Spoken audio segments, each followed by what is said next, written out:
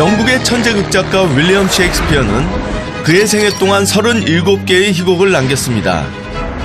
전 세계를 무대로 작품을 썼던 그는 유독 이탈리아에서만 로미오와 줄리엣을 비롯해 13편의 작품을 썼죠. 그를 사로잡은 이탈리아로 떠나는 여정은 사랑의 도시 베로나입니다. 이탈리아 북부의 베로나는 고대, 중세, 르네상스 시대의 수많은 유산을 간직한 역사 도시입니다.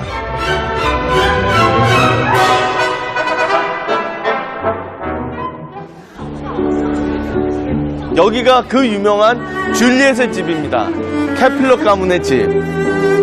이야, 벌써 관광객들로 가득하네요.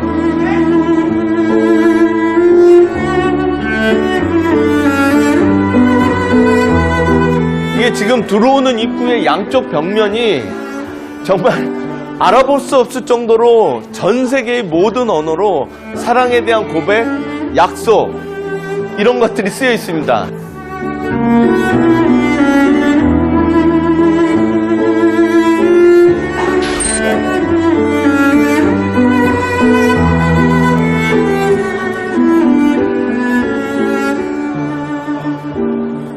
지금 바로 제 눈앞에 보이는 저기 있는 발코니가 그 유명한 발코니입니다.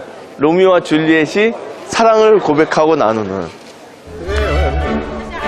그런데 발코니 위에서 로미오의 세레나데를 듣고 있어야 할 줄리엣이 뜰 한편에 수줍은 듯 서 있습니다. 그녀와 사진을 찍으려는 사람들로 언제나 붐빕니다. 재밌는 건 그들의 손입니다. 줄리엣 동상에 이렇게 뭐 가슴이나 팔에 손을 얹고 사진을 찍으면 뭐 사랑이 이루어진다라는 그런 이제 전설 같은 이야기를 베로나 사람들이 만들었겠죠. 사실 발코니의 명성을 드높이는 데는 영화의 몫도 컸습니다. 1968년 개봉한 로미오와 줄리엣에서 줄리엣, 올리비아 하스의 발코니 장면은 많이들 설레게 했죠. 그 장면을 봤다면 누구나 한 번쯤 상상해봤을 줄리엣의 발코니.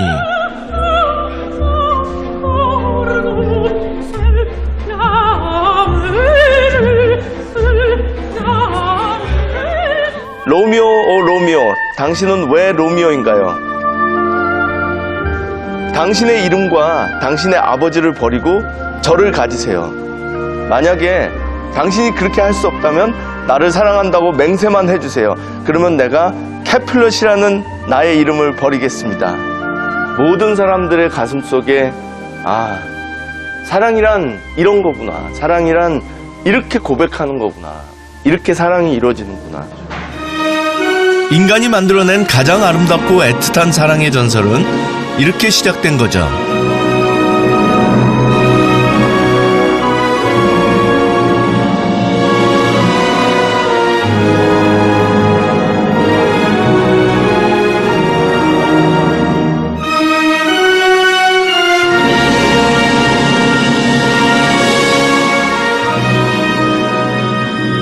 셰익스피어의 위대함은 인간의 본질을 정말 이렇게 탁 끌어내는 거거든요.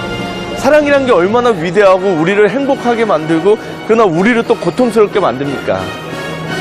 목숨을 건 사랑. 정말 존재하기 쉽지 않은 그러나 누구나 한 번쯤은 꿈꾸는 사랑. 결국 이제 그런 인간의 본질을 꿰뚫고 끄집어내는 게 셰익스피어의 위대함이죠. 그리고 사람들을 이곳으로 불러 모으는 힘이고요. 사랑하는 사람들에게 로미오와 줄리엣은 영원한 빛입니다.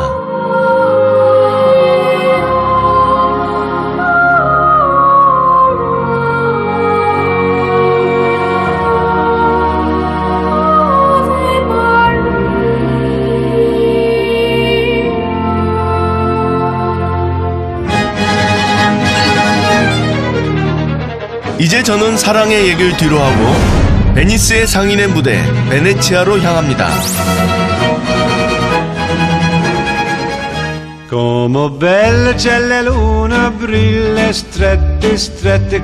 영어로는 베니스라 불리는 베네치아는 그 이름만으로도 사람들의 마음을 들뜨게 하는 곳입니다.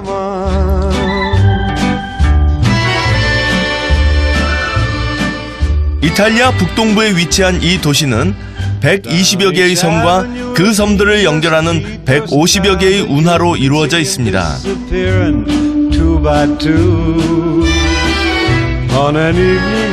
그야말로 물의 도시인 이곳은 9세기부터 15세기까지 지중해 무역의 중심지로 강력한 해양 왕국을 세웠었죠.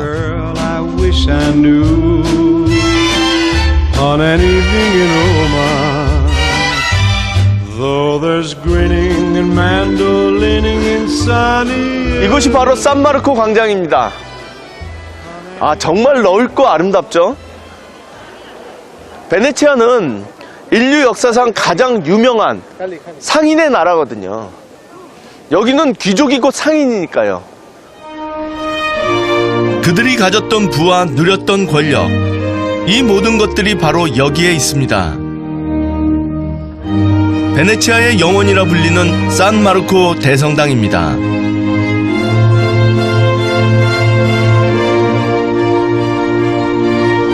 상인의 나라 베네치아는 13세기 초 동로마 제국의 수도였던 콘스탄티노플을 점령하면서 지중해의 패권을 장악합니다. 동서교역의 중심지였던 베네치아답게 산마르코 성당은 동서양의 양식이 절묘하게 결합되어 독특한 분위기를 풍깁니다. 산마르코 대성당과 나란히 이곳에 또 다른 걸작이 서 있습니다. 이 웅장한 건물은 베네치아 권력의 중심이라 할 수 있는 곳입니다. 이곳이 바로 두칼레 궁전입니다. 우리로 얘기하면 청와대 같은 곳이에요. 그 베네치아의 최고 통치자였던 도제라고 하는 타이틀을 가진 사람이 이곳을 이제 거처로 해서 베네치아 제국을 지배했던 거죠. 베네치아 르네상스의 정점을 이뤘던 빛의 화가 틴토레토의 그림이 벽과 천장을 장식하고 있는 방으로 들어갑니다. 정중앙에 최고 통치자 도제가 앉고 그 옆으로 원로원원들이 앉아 의견을 나눴던 곳이죠. 그런데 이곳이 셰익스피어 작품의 또 다른 현장입니다. 대부분 베네치아에서는 중요한 회의라든지 혹은 중요한 법정이 바로 이곳에서 열립니다. 베니스의 상인에 나오는 이 샤일록과 안토니오의 그 중요한 재판, 살점을 어떻게 떼어갈 것이냐라는 그 재판도 이런 곳에서 열리는 겁니다. 아마 이곳이었을 가능성이 굉장히 크죠.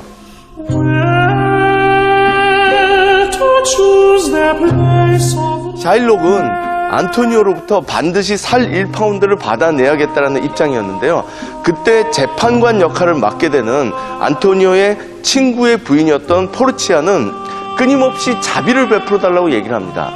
자비란 얼마나 중요한 것이냐. 자비는 하늘에서 내리는 단비와 같아서 인간의 마음을 촉촉하게 적셔준다. 그러나 샤일록은 그 자비를 전혀 베풀지 않습니다. 그리고 반드시 살을 떼어냄으로써 안토니오의 목숨을 뺏어야겠다고 주장을 하죠. 그러자 포르치아가 거기서 그렇다면 법대로 행해라. 그러나 차용증에 써있듯이 단 한 방울의 피도 흘릴 수 없다. 거기서 이제 샤일록은 결정적인 패배를 당하게 되는 거죠. 셰익스피어는 베니스의 상인을 통해서 결국은 인간에게 있어서 제일 중요한 본성인 자비에 대해서 강하게 주장하고 있었던 겁니다. 그는 르네상스 시대에 가장 부유했던 이곳에서 삶을 진정 풍요롭게 하는 게 뭔지를 이야기한 거죠. Sul giornale ho letto che il tempo cambierà, le nuvole son nere in cielo e che i passeri lassù non voleranno più, chissà perché. 나이스 투 미츠. 악수하는 줄 알았더니 잡아주시네요.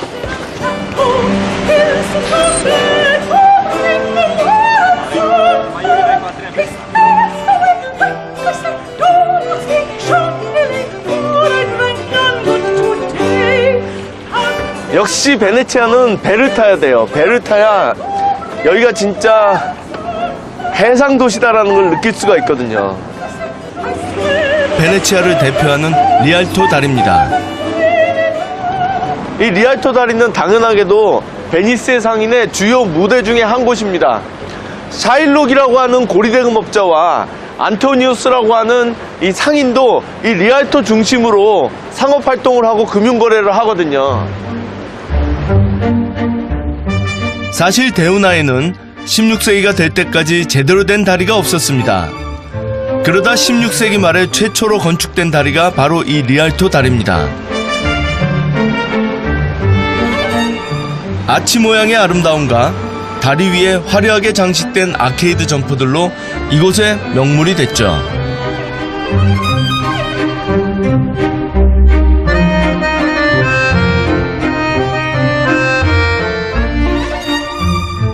이 베네치아에 남아있는 아주 독특한 지역 중에 한 곳인 게토를 찾아갑니다.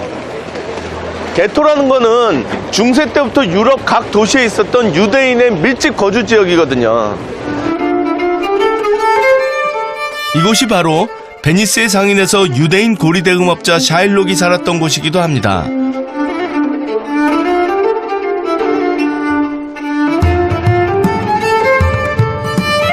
당시 유럽 각국에선 유대인들을 배척했는데요. 베네치아는 유럽에서 유일하게 유대인을 받아들이고 일정한 지역으로 이주시켜 살도록 한 거죠.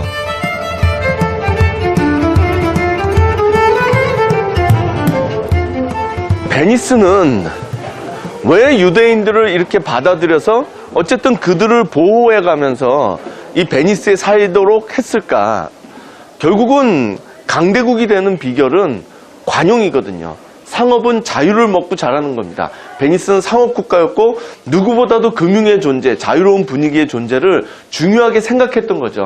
그러니까 유대인들을 불러 모아서 그들을 살 수 있도록 해주고 그들의 금융기술을 활용했던 겁니다. 어쩌면 셰익스피어는 그런 필요성, 영국도 결국은 해양대국을 꿈꾼다면 그런 금융사고라든지 경제 분쟁에도 불구하고 뭔가 자유로운 분위기와 관용이 필요하다는 얘기를 하고 싶었던 건 아닐까요? 셰익스피어를 통해 다시 만난 베네치아. 그곳엔 한때 지중해를 지배한 해양 강국의 비밀이 있었습니다.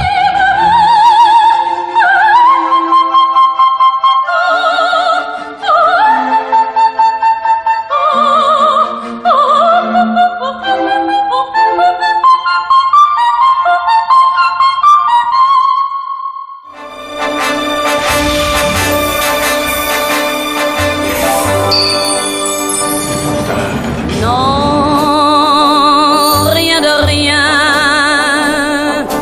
Non, je ne regrette rien. 마치 무슨 황제의 살롱이라기보다는 전쟁터 한복판에 있는 군용 막사 같은 느낌을 줍니다. Ni le mal, tout ça m'est bien égal. Rien de rien. Non, je ne regrette rien.